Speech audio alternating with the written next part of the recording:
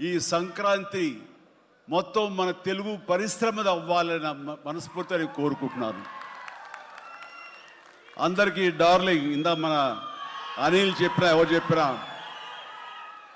ప్రభాస్ రాజా సాబ్ కానీ,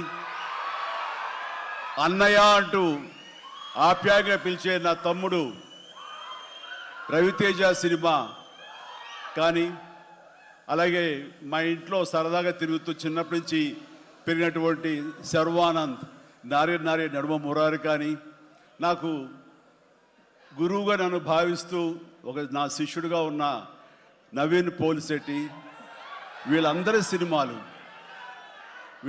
సినిమాలు కూడాను ఈ సంక్రాంతికి సూపర్ హిట్ అవ్వాలని, తద్వారా వాళ్ళకి విజయం లభించడమే కాదు, తెలుగు సినిమా పరిశ్రమకు, నిర్మాతలకు, బయ్యర్లకి వీళ్ళందరూ కూడా సుభిక్షంగా ఉన్నప్పుడే అదే నిజమైన సంక్రాంతి.